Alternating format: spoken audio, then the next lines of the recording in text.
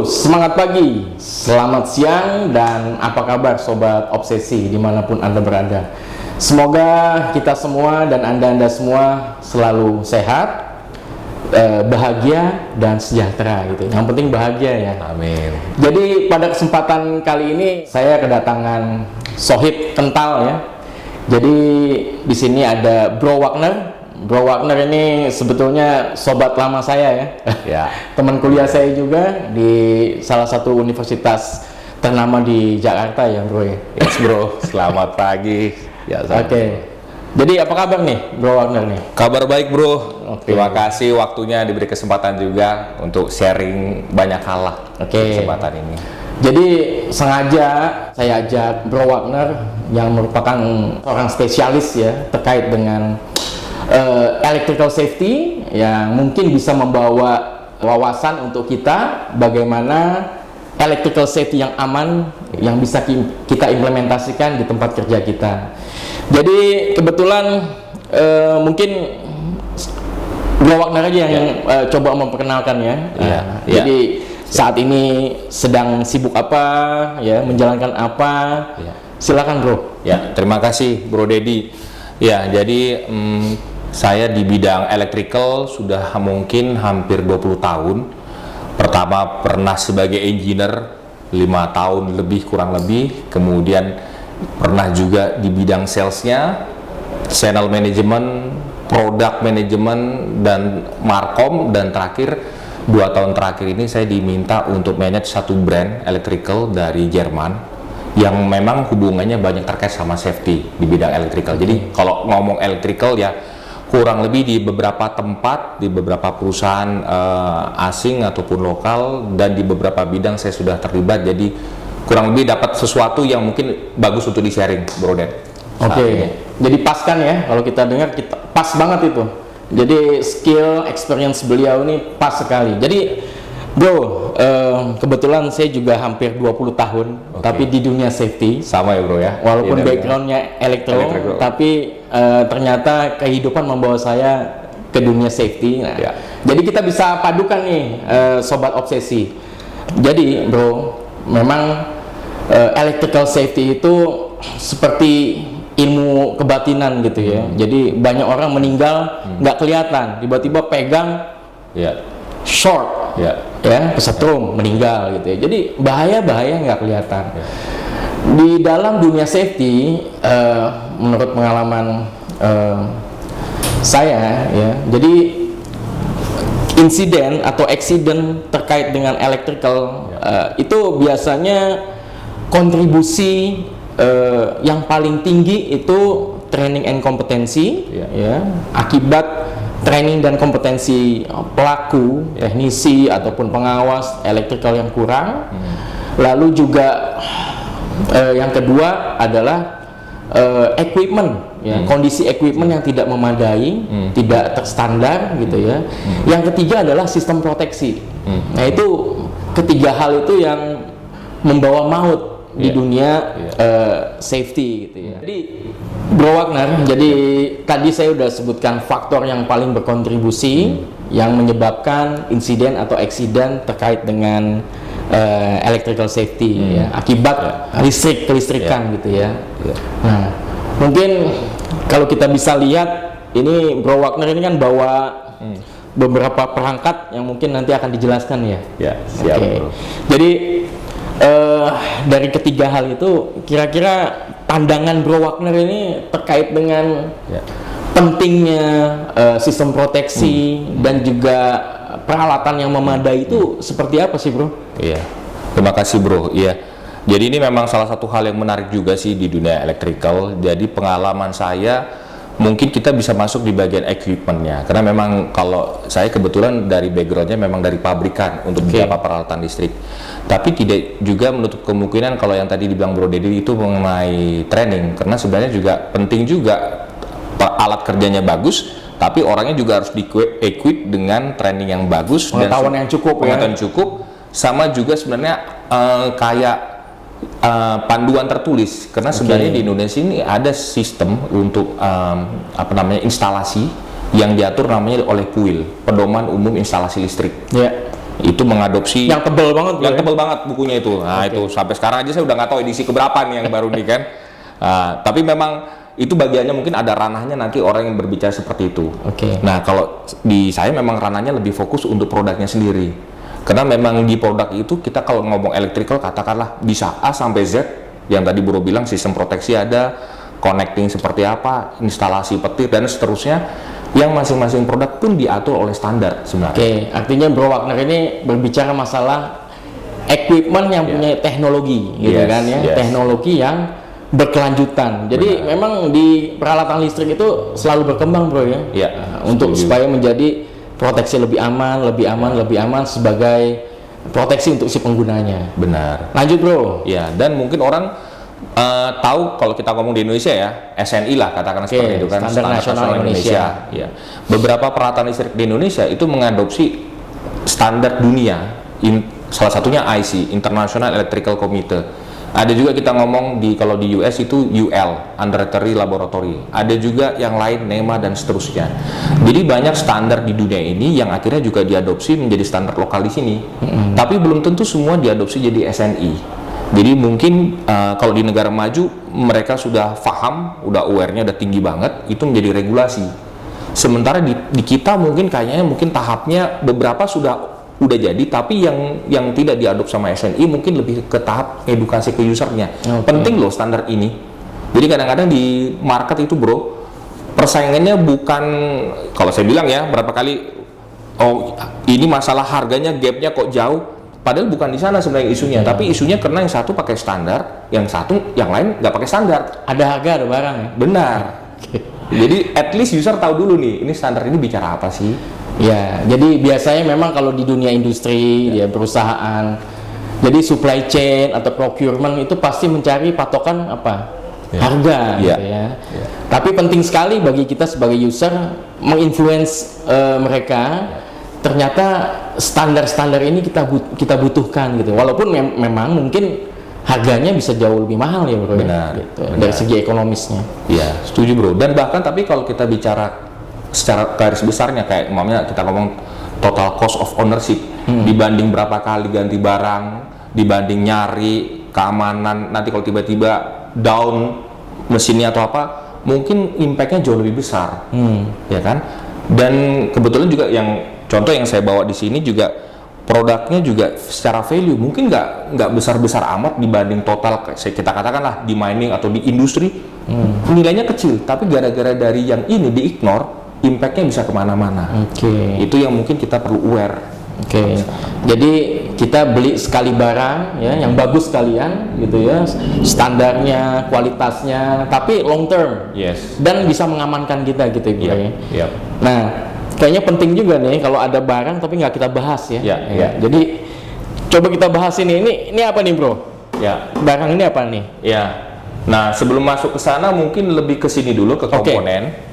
Jadi komponen ini saya kebetulan kalau saya kan memang saat ini manage untuk produk ini yang berhubungan dengan electrical yaitu konektivitasnya, connecting the power.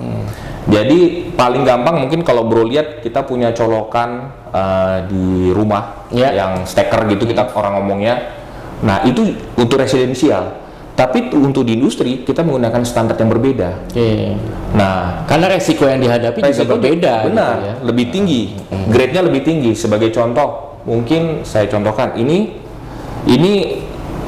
bisa dipakai di rumah. Ini bisa dipakai di rumah. Ini sebenarnya sama kayak di rumah, cuman untuk aplikasi di industri, heavy industry yang lebih ekstrim kondisinya. Ini namanya industrial plug socket. Dari namanya juga ada industrial plug socket. Untuk tegangan 220 volt yang sama kayak di rumah kita. Betul. Jadi dalam standar ini namanya kita pakai kalau komponen ini pakai standar AIC 60309. Nah, standar itu berbicara untuk komponen-komponen industrial plug socket.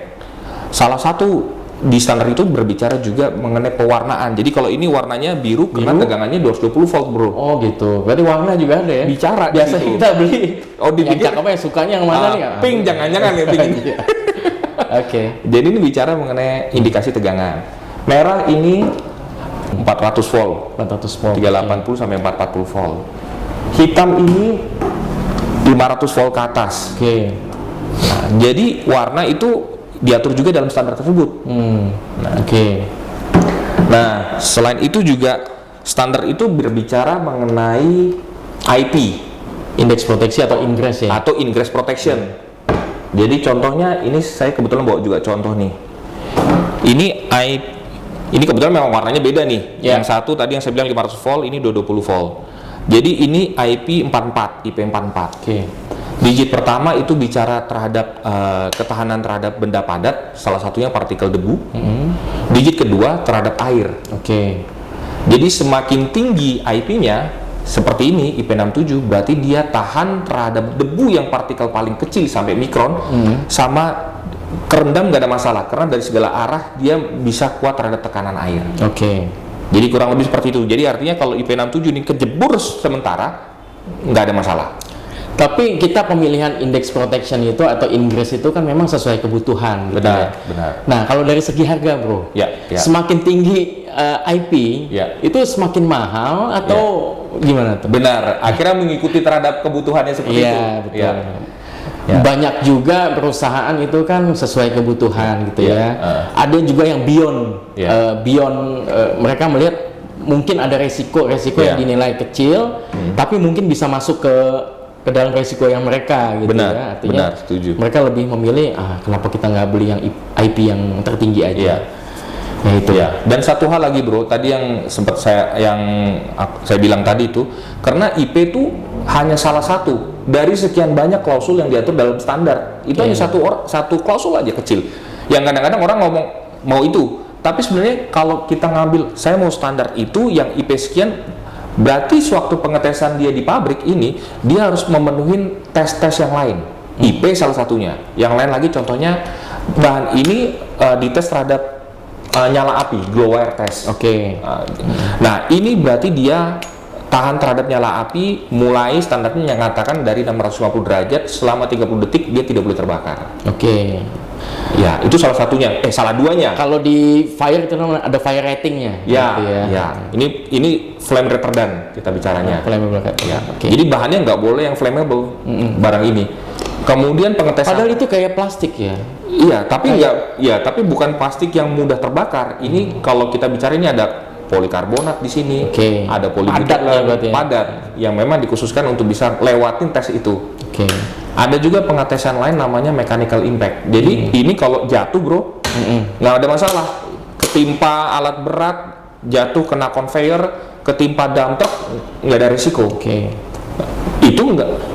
Klausul itu tidak digunakan di rumah residensial, tapi dipakai di industrial. Oke. Nah, Ya. dan banyak lagi yang lain. Jadi itu pentingnya kita tahu, oke, barang ini memang komplain sama standar itu. Nah, mungkin pertanyaan dari sobat obsesi juga pasti menanyakan hal yang sama ya dengan apa yang akan saya tanyakan. Ya, oke. Jadi minimal apa sih yang kita perlu lihat kalau kita mau beli equipment kayak soket plug industrial ini tuh, apa minimal yang perlu kita lihat gitu untuk menjustifikasi kita tuh memilih, oke, saya pilih yang ini saja gitu. Yang ini bisa nanti atau bagaimana. Minimal yang sesuai dengan standar keamanan apa aja yang kita lihat selain IP itu? Ya, biasanya kalau saya memang nawarkan pilihannya paling simpel, milihnya untuk yang khusus produk yang ini connecting ada 3 hal. Pertama dari IP-nya, pemilihannya. Kedua dari ampernya, berapa ampere yang mau dipakai. Kemudian ketiga tadi tegangannya atau berapa sistem kelistrikannya, karena kita tahu ada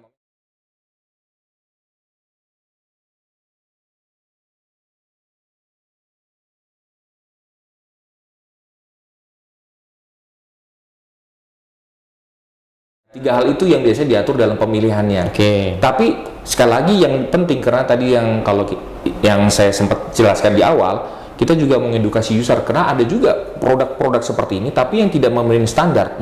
Jadi kalaupun kita ngomong IP nih ceritanya, IP44, tapi yang banyak di pasaran contohnya tidak comply sama standar itu. Karena hanya dia menggunakan IP tapi tidak lagi yang lain. Oke. Karena tadi kan yang sempat kita cerita, kita pakai di luar, tapi IP oke lah, IP tinggi gitu ya. Tinggi. Tapi dia ketimpa waktu ditambang, contohnya kan, bro kan ditambang, lagi ada jatuh dan ini pasti sering ada jatuh. mechanical impact-nya. Ada mechanical impact-nya, kena benturan segala macam. Susah. Jadi kan user itu biasanya, bro ya, mereka tuh ingin melihat selembar sertifikat atau apalah terhadap hasil atau spesifikasi daripada equipment tersebut gitu ya. Kalau di peralatan lifting juga ada sertifikasi, uji tarik segala macam. Nah kalau di equipment electrical ini, soket-soket ini, kita bisa nggak sih minta sebuah legitimate gitu untuk equipment ini, gimana? Sangat bisa, bro. Jadi kalau dilihat ini yang kebetulan saya bawa komponen, kalau di packagingnya memang kita tidak sediakan, tapi kalau di websitenya di download part number ini akan keluar deklarasi manufakturnya berdasarkan standar mana. Oh ini 60309 semua. Yang saya bawa di sini 60309. Di panel ini 61439 dan itu keluar dari sertifikatnya ini, bro. Ini jadi kalau kita buka yes. Nah, maaf. Nah, ini salah satu standarnya. Yang dari pabrik mengeluarkan sertifikat di situ bahwa dia sudah dites komple sama standar 61439. Iya. IN ya. Ya. IN dan AEC. Keren. Berarti kita sebagai user berhak juga minta ya. Yes. Itu haknya user.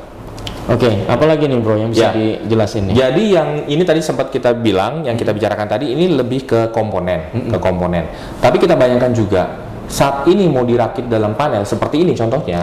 Terkadang orang lupa juga bahwa satu sistem ini perlu juga di tes, di assess. Sertifikasinya ada nggak? Jadi dari mulai part-part kecilnya dia harus disertifikasi juga. Benar. Ya. Pada saat digabungkan, di-assembling, dikombinasi dengan sebuah paket seperti ini, sistem keseluruhannya itu perlu juga uji atau sertifikasi. Benar, idealnya seperti itu. Karena banyak orang juga lupa bahwa itu penting. Saat kita ngomong bicara ini, katakanlah tadi, ini IP44, IP44. Begitu dipasang di panel, apakah panelnya dites juga IP44? Jangan-jangan begitu ditaruh di luar, kena hujan masuk, atau debu masuk. Atau IP67 yang ekstrim seperti ini, ditaruh ke dalam, panelnya jatuh. Karena kalau ditambang mungkin panelnya dibawa jalan, nggak sengaja jatuh, rusak. Padahal kalau ditambang mungkin lebih kritikal karena areanya remote. Lakukan perbaikan, repairment butuh waktu dan costly jadinya kan. Itulah pentingnya kalau di negara maju pada umumnya panel-panel seperti ini sudah harus punya sertifikat, tidak lagi yang asal jadi, asal buat sesuai kebutuhan usernya. Nah pertanyaan lebih lanjut, kalau di Indonesia nih ya, nah ini aplikasinya gimana tuh kalau di dunia industri gitu Kita kalau part mungkin kita bisa download gitu di websitenya. Tapi kalau tadi bro bilang kalau sudah dijadiin satu panel segala macam, itu ada solusi nggak sih supaya kita bisa meyakinkan paket instalasi yang sudah kita bikin seperti ini itu memenuhi kelayakan dari sisi safety-nya gitu itu melalui proses apa tuh bro? Pertama mungkin kita dari awal kalau untuk panel seperti ini kita lakukan engineering discussion dulu sama usernya. Kebutuhannya seperti apa? Jadi vendor ataupun penyedia supplier itu berkewajiban ngasih edukasi Jadi kayak kami sendiri umpamanya biasanya paling simple, user bilang, Pak ini aplikasinya buat di welding contohnya. Kebutuhan di welding butuh berapa soket, berapa ampere, seperti ini. Di ini ada 2 soket, 3 soket, ceritanya berapa ampere. Kemudian dari kami diskusi juga perlu diproteksi nggak, tadi kita ngomong proteksi dengan apa, MCB, ILCB terhadap arus bocor atau apa kira-kira, atau perlu monitoring meteringnya seperti apa. Kalau sudah gambar desainnya itu kami yang sediakan, termasuk gambar CAD-nya ini seperti ini. Jadi setelah semua baru diproduksi di pabrik sesuai standarnya IC yang tadi kita bilang, IC 61439. Nah, IC 61439 itu ngetes banyak hal, termasuk di dalamnya ada lagi yang kita tes adalah internal heat, yaitu temperatur di dalamnya harus bisa, kalau di standar 61439 dikatakan sampai 40 derajat dia harus keadaan normal. Makanya panel-panel seperti ini jarang banyak komponen karena dia harus memperhatikan sirkulasi udaranya supaya panasnya tidak merusak kinerja dari panel seperti ini.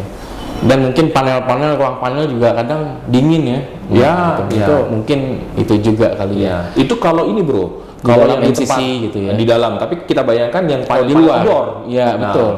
Justru ini kan sebetulnya untuk outdoor gitu kan. Iya. Kalau model-model kayak begini kan plak-plaknya ada IP yang tinggi kayak gitu. Benar. Kita biasanya di secara marketing ya, kebetulan karena saya juga bicara kadang-kadang banyak di marketing, kita ngomong 44 atau 54 itu biasanya indoor, 67 biasanya outdoor.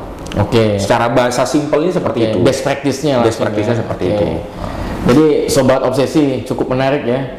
Mungkin banyak yang bertanya-tanya ya, kenapa itu ada tulisan Mennekes di situ ya? Sengaja saya mau coba perkenalkan di akhir sebetulnya. Jadi biar penasaran dulu teman-teman ya. Ini apa, ngomongin apa nih gitu ya.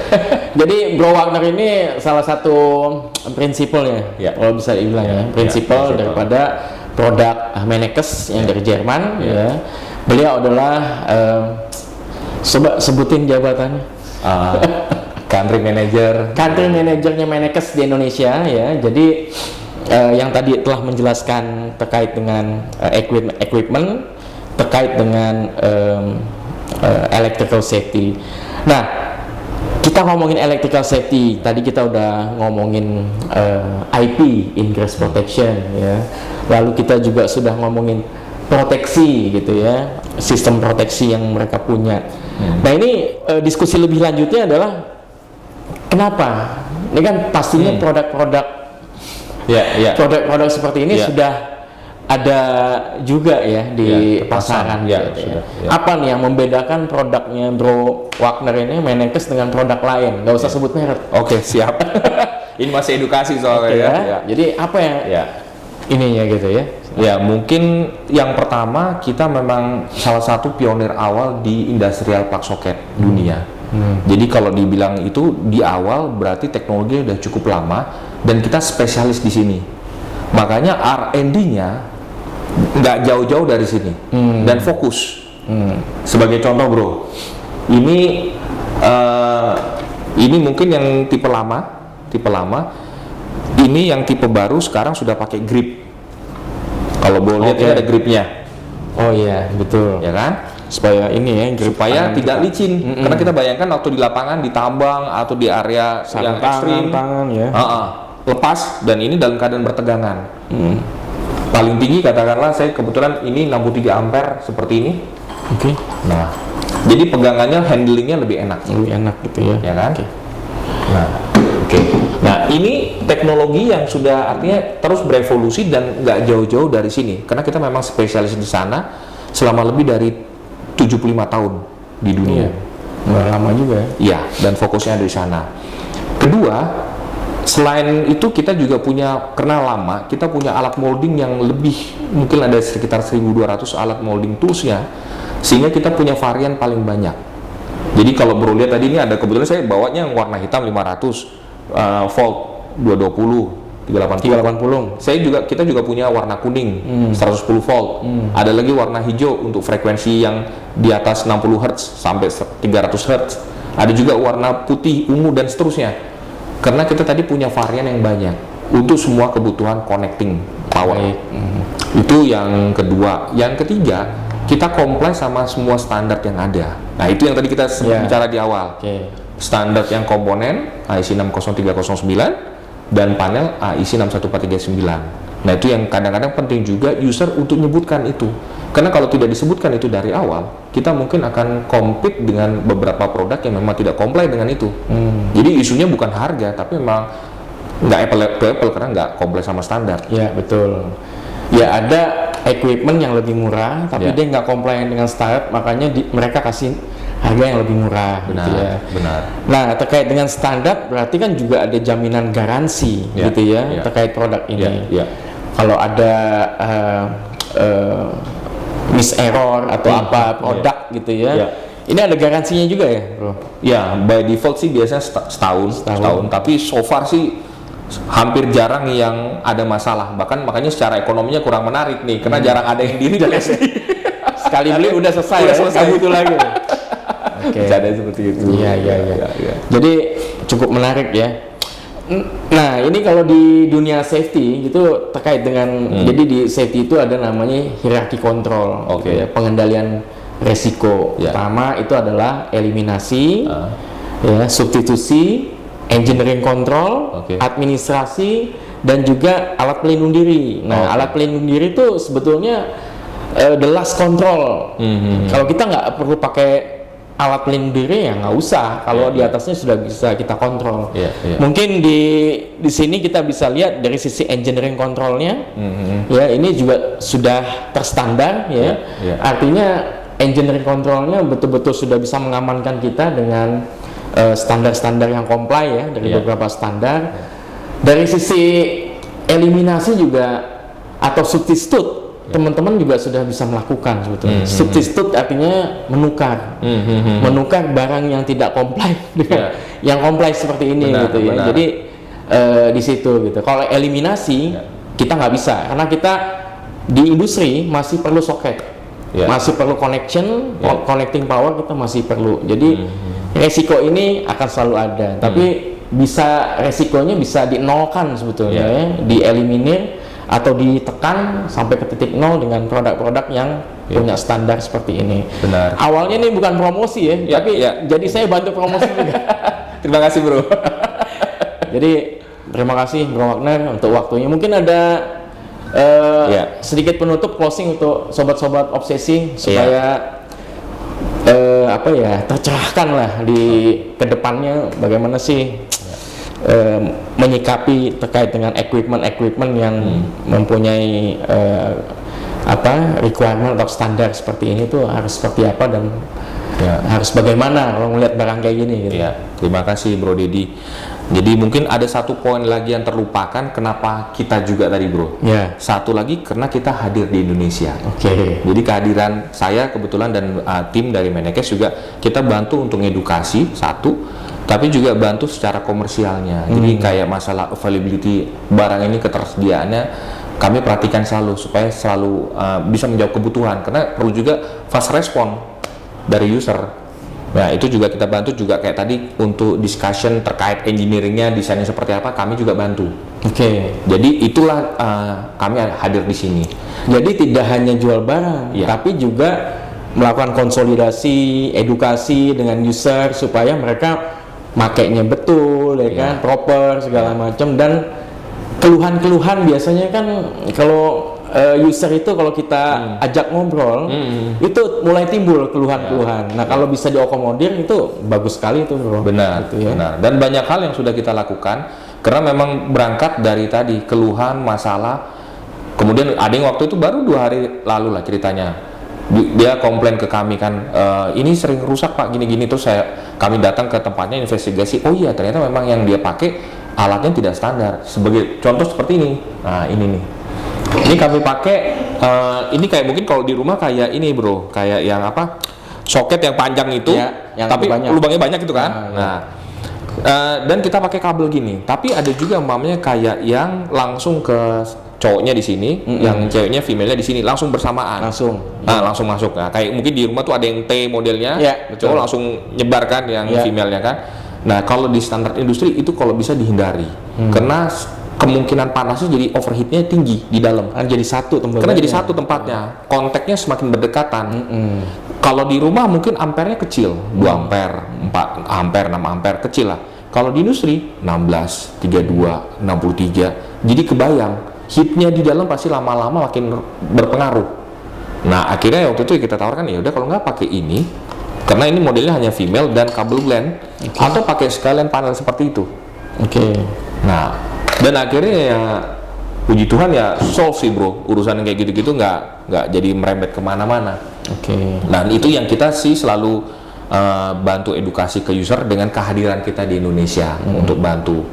Jadi ya secara garis besar mungkin juga ada juga tadi yang masalah yang tadi yang bro sempat bilang replacement, penggantian itu kalau nggak salah saya, produk ini juga bisa di replace atau di connecting dengan brand lain juga nggak ada masalah. Yang penting dengan standar yang sama. Jadi maksud kita juga kita mengedukasi loh. Existingnya udah pakai standar itu, pakailah yang sama juga. Oke. Yang penting standarnya itu dijaga. sama ya, sama. Benar. Jadi bisa connect gitu ya, Benar. walaupun beda brand gitu Yes, nggak ada masalah. Oke. Ya, ya. Jadi begitu sobat obsesi. Jadi dari awal ini ilmu semua ya sepertinya yang kita dapat tuh terkait dengan electrical safety. Nah, ini hal-hal yang sederhana yang mungkin kita lupakan ternyata mempunyai pengaruh Benar. yang tinggi terhadap aktivitas kita kalau kita lupakan gitu ya. Iya. Yang bisa mengganggu juga, sehingga tadi di awal yang saya sebutin sehat, Ya.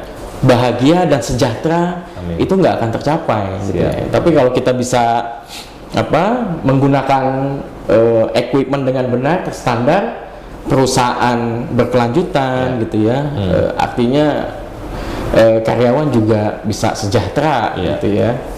Oke, terima kasih bro. Sama-sama Bro Dedi. Udah lama ini nggak ketemu sama Bro Wagner ya. Sekalian tahun baruan ya Bro. Oh iya, selamat tahun baru juga ya. Jadi begitu sobat obsesi, jika ada pertanyaan ataupun komentar ya silahkan kita open ya, bisa di kolom komentar kami. Terima kasih dan selamat sore dan semangat pagi. Semangat pagi. Semangat pagi. Oke. Sampai jumpa. Sampai jumpa.